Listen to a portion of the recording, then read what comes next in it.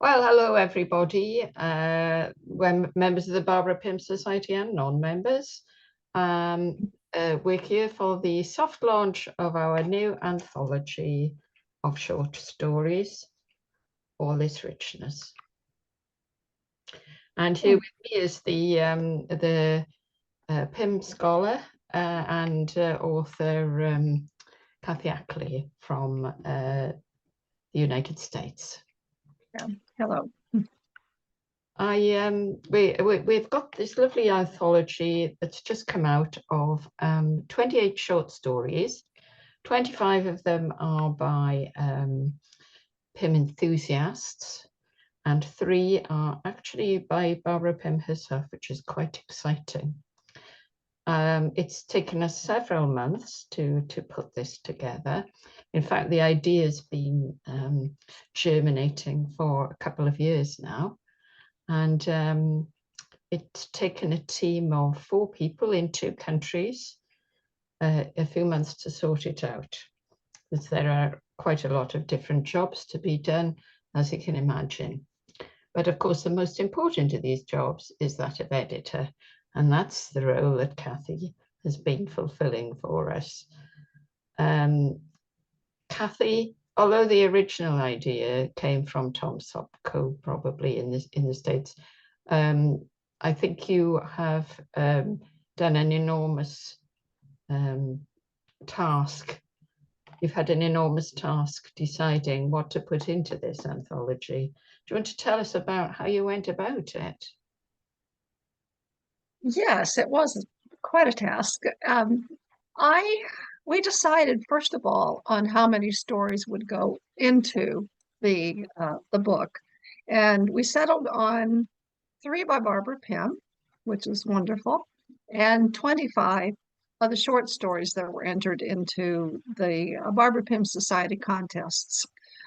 We decided to include several from the 2013 centenary competition, which had slightly different requirements. They were to be written in the manner of Barbara Pym. And then since 2018, the North American Ellen J. Miller Memorial Short Story Contest has been ongoing, and our criteria, the sole criteria is to write an original short story featuring at least one character from any of the published novels. So I decided to choose 3 from the 2013, and we had already published the winners from that contest. So I selected the next 3. So the 3 that are published were the next 3 runners up. I was looking for, then when I selected the 22 from the North American competition, was looking for, of course, well-written stories. I didn't want to include all of the stories that had already been published, that is the top 3 or 4. So I decided to reread all of the stories. And then a mammoth task. Well, it was fun. Gargantuan task. It's fun. And but the ones at the committee, there's a 3-person committee, and every year we would rank them, and then we discuss and then rank again. And so after I went back, after I'd read them all, I went back and looked at the rankings. And again, we didn't want to include all of the stories that had already been published, that is the winners, the top 3.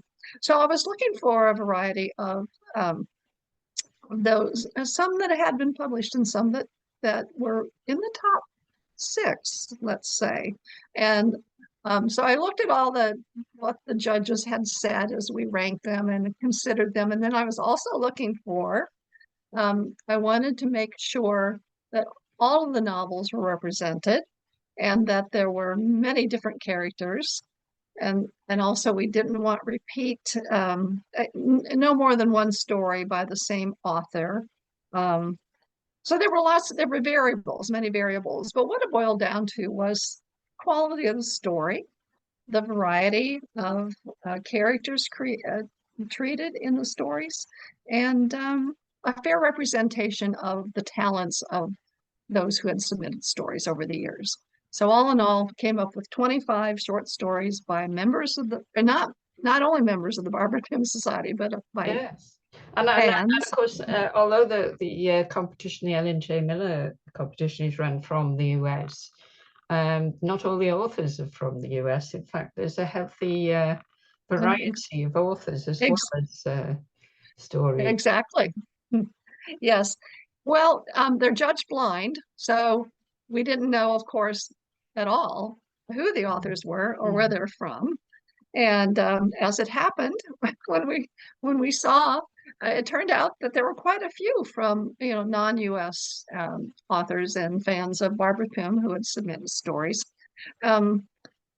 So we actually talked about making sure that we had a representation. And as it happened, once I'd made the choices for which stories were going to be included, it turned out that there were far more from the UK and other parts of the world than there were from the US, which was fine. There was a fair representation in the US, but that's, the point was the quality of the story. Yes. And I think all the authors who have found that their stories are included have been very pleased to waive their right to any royalties for appearing for the story appearing in the book.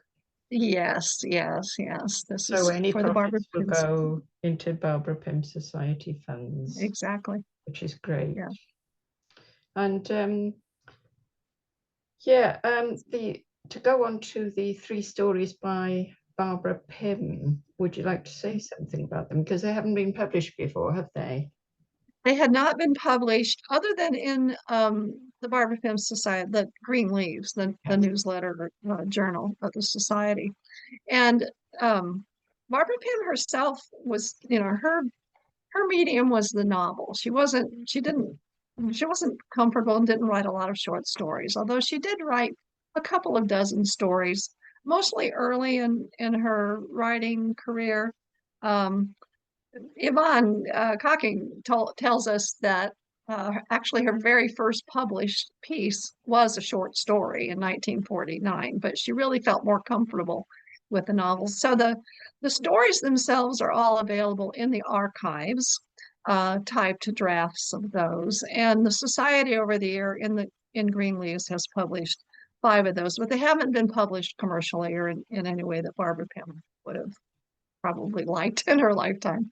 And so of the 5 that were available to me remotely through Green Leaves, I selected 3 that I thought were, well, they're all Barbara Pym, of course, but the 3 that are in the book are especially, they're so familiar. They're like, one's even called Poor Mildred. And as we know, she liked to reuse some of her material. Yes. So that's kind of the backstory, that these were stories that she wrote pretty much early, probably in the 30s, maybe in the 40s, very early 50s, but after that, not. And they're in the archives. And you can see her style developing through these early stories. Yes, yes. So she was always a good writer, and you could tell that from the one I think was 1935 or 36, and really, I would have published it if I'd had a magazine. It was very good, I think. Yeah, yes, probably more women's magazines carrying that kind of short fiction than there are now. There's not such a market for that now as there was at the time, and you could actually make a little bit of money out of submitting stories to magazines, which is, well, almost not worth the effort now. Right. Yeah, but so they were unpublished in her lifetime, and Tom Holt, the author Tom Holt, who's now the literary executor, and Laura, the agent for the estate, have been very kind in giving permission for these to be published now in this anthology. So we must remember to thank them. Yes. So yes. So the anthology is called This Richness. So how did you come up with that title?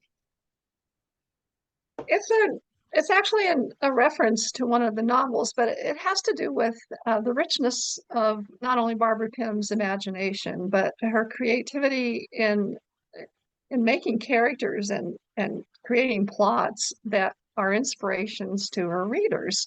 Um, and those readers who want to be writers or are writers as well. But um, I always I think about the quote is a reference to Jane and Prudence when I think it's early in the novel and Mrs. Glaze is telling her about some of the parishioners, and she uses phrases like Mr. Mortlake and his friends want something something, and then Fabian Driver wants to give the lessons, and it's like how does he say it? A lion above the bird, and Jane thinks, oh, Mr. Mortlake and his friends, a lion above the bird. But these are titles of new novels, still in their bright paper jackets. And she thinks, and here in this parish, all this richness. And as we know, Barbara Pym was great about sitting and observing and thinking about the richness of everything she sees about her. And so, my idea was her world is just rich with possibilities for creating, if one were one's a writer. And so that's the idea that um, she is rich in her creativity. She's created a rich world. Yes, Barbara Pym has created a world that is rich with possibilities for the imagination of her readers and for those who, they provide a rich resource for fertile minds of these writers whose stories appear in the book. Oh yes, great. You mentioned the novels in the bright jackets, and of course we've got this lovely book cover Yes, signed by very beautiful signed by blue. Lloyd Miller, who is of course too shy to be seen on YouTube, unfortunately. Wonderful design, yes. With this this lovely royal blue color and this sort of motif of the cornucopia, which sort of refers, I think, to the richness of the content. And I think that's Lloyd himself has a fertile imagination. He's really quite creative in what he does. Yes, it's great. Yes. Yes, and a few people have commented that we were talking earlier about the feel of the book, And the UK one is, we've printed that on recycled paper, as we did with the last reprint of Barbara in the Bodleian, which means the paper is sort of not as thick and well, it must be as thick because it's the same weight, but it's not as bright white as the paper that it's in America. But it's still, I think people are very happy with it. All the people that have seen it so far, all the people who contributed stories have had their copies of all commented how lovely it looks and feels. So I think it's going to do well. And of course, it's available already, even though the official launch probably won't be until the North American conference in March next year. But people who are watching this won't need to wait because the details of how to buy the copies of the book are on the Pym website, Barbara Pym Society website now, and or will be when this goes out. And in America, the cover price is $12, and in the UK it's $10, and it's available by mail order in both countries. The postage, unfortunately, for books can be quite expensive if you're just sending one. But if you're sending more than one, it'll. So if you order multiple copies, you'll really be saving money. They make great gifts. They make great gifts, and I know lots of people who are getting them for Christmas. And I think they'll enjoy reading them. And I think so. Yeah. And short stories make great bedtime reading as well. Because you don't oh, I really have to finish this novel before I go to sleep, you can just, you know, Right. check out the stories. And all of these are, of course, limited to, what was the word limit? I can't remember. Around 2,000 with 2,200 Yeah, words is the limit. yeah, So yes, they're not overly long. no, The Barbara Pym stories are longer, but not much longer than yeah, that. But yeah. yeah, a nice short story length. Well, thank you very much, Kathy, for sharing the information about the editing process. And Of we hope course. that everybody who's watching this will rush out and, well, will email the address given on the website and maybe order a copy. Yeah. Well, thank you, Deb. And And thank you for could I thank you for your role in it too? well, I haven't really done very much except handle the UK side of the printing, but yeah, Well, I did do a lot of proofreading. Yes, I was going to say we did proofread as well. I think you yes, and I both, and then yes, all the authors had copies to proofread, to yes, make sure that it was as they wanted before they were yes, printed. So yes. And then of the so first proof I had, as you remember, we found something that no one had noticed, which to do with the actual print. So yes, yes, right, that was very right, funny. But right. so thank you We all should for. mention, yeah, we should mention Tom's too Yes, before you. yeah, Yes, yeah, we should. uh, Tom Tom Sopko, yes. Go on. did the typesetting, and it's no easy task, as I understand from Not. what he went through. So yeah, so the four of us together produced this lovely book. Yes, I Yes. think Tom can take a very large share of the credit. And Yeah. so those of you who are watching this in the UK and are coming to the conference in September will be able to purchase a copy of the book there and then without having to pay postage. If you're in North America, well, I'm afraid you have to pay postage unless you come to one of the conferences and take Right. one or two home with you. Yeah. So thank you everybody for listening, and Yeah. we'll hope to see you soon at one or other of our conferences. Yeah. Goodbye, Thank you. everybody. Right, I think that'll do. I hope so.